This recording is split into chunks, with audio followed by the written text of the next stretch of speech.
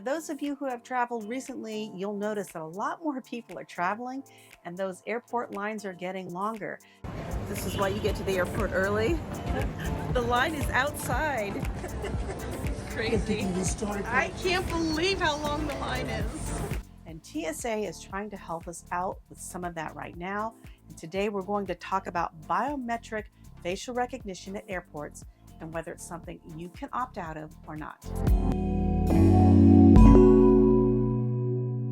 In the United States, there are approximately 4 ways for you to be able to have identification on you that will get you through checking in at your airline and getting you through TSA so that you can get on your way to your travel adventure. One of those is a phone. Some states are allowing you to put your driver's license or ID onto your phone and use that at certain airports to be able to check in and go through TSA. Of course, a passport is always good to have, and a driver's license that is a real ID. For those of you in the United States, you have to have a real ID by May of next year to be able to utilize that as a form of identification when you're flying. And the next one is a passport card, which can be used domestically to go in and out of airports, but it's also internationally good if you're going by sea or by car or land into Canada and Mexico. So these 4 forms of identification are really important for you to have something like this to get through any sort of airport in the United States. When you have one of those forms of identification, it means you're going to be pulling things out and placing them on things and having a TSA officer take a look at that and verify everything. But they are starting to make things a little bit smoother for us to get through TSA. And in today's video, I'm going to cover what those are, how you can get it, or how you can opt out if it's not for you. Have you noticed recently, if you've traveled, that they're having something where they take your picture?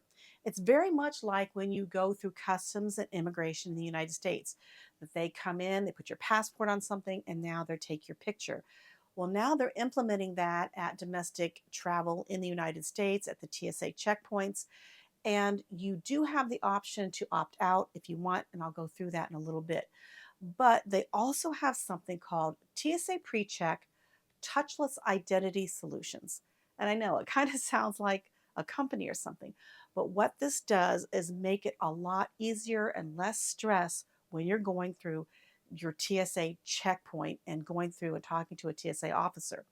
For example, for me, I have TSA touchless identification solutions. So when I go into the TSA PreCheck line, all I have to do is look into the camera, it takes my picture, and off I go. I just put everything on my bins and go through the TSA scanning.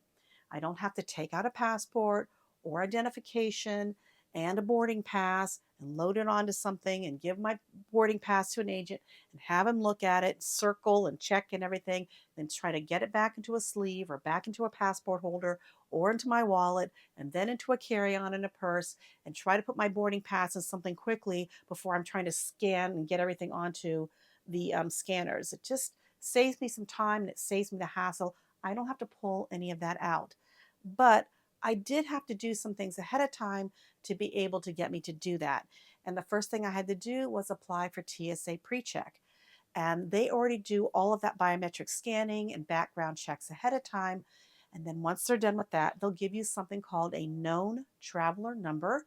You want to keep that safe and secure and not lose it. But you also want to go to the airlines that you travel with the most, or any airline you're going to be booking a ticket, and you're going to want to upload that information into the account where you're booking your ticket. Now, you'll have to be 18 years or older to do that, and you have to be able to be booking your own ticket for that. So in other words, if someone else is booking your ticket through, they're like a family member booking a ticket for you, that can't be done. You have to have your own ticket and account to be able to do that because it's going to hold all of that information. So you're going to upload your known traveler number, you're going to upload your passport number, and sometimes even scan your passport so they have all of that information in your airline account. So that way, when you book your ticket, it automatically will be printed with a TSA PreCheck um, label on it. So when you go into the TSA line, that's why they're always asking for you to hold up your mobile pass as you go into the line, or hold up your physical pass so they know that you have PreCheck. And then you'll be able to go through just like I did by just doing the facial scanning. So everything's put away and I don't have to worry about futzing around with it when I'm trying to get everything on the conveyor belt. So if you don't want to apply for TSA PreCheck, you don't want to go through all of that because you don't travel very much.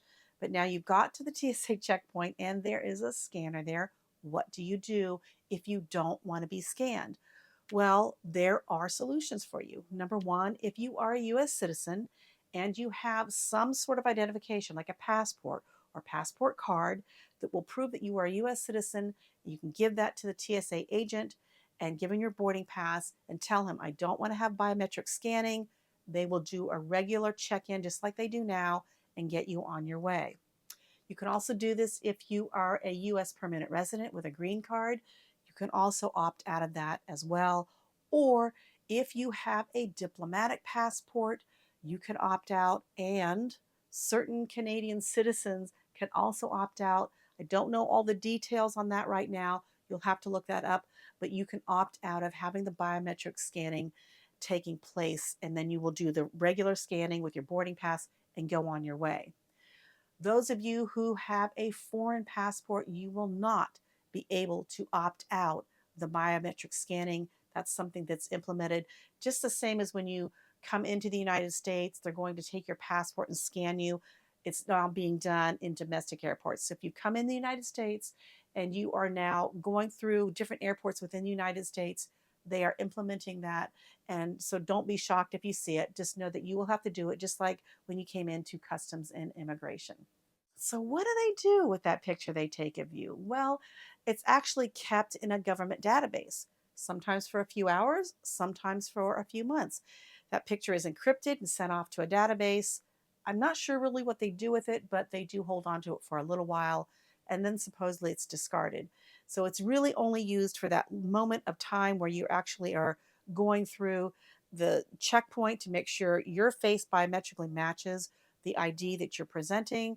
So for those of you who are a little bit sketchy on that, you can opt out if you meet the criteria. Otherwise, as they start implementing this in more and more airports, I don't know if those rules are going to change, but right now you can opt out of it. Quick question for those of you who live in other countries that are traveling, let's say in Europe through different countries or through Asia. Does your TSA do that? Do they implement biometrics for you to travel in, and do they have an option for you to opt out? Let me know that in the comments below. Well, if you've made it this far in the video, I hope that means you got some great information and that you liked it. So if you could, give me a thumbs up. And if you'd like, you could subscribe to my channel, click the notification bell. It'll let you know when I'm putting up another wacky travel video. And if you like this video and you think someone can get some information out of it, share this with someone you love so they can be able to get this information too. Until the next time, remember to juice life, drink the joy, keep life simple. I'll see you guys in the next video. Bye.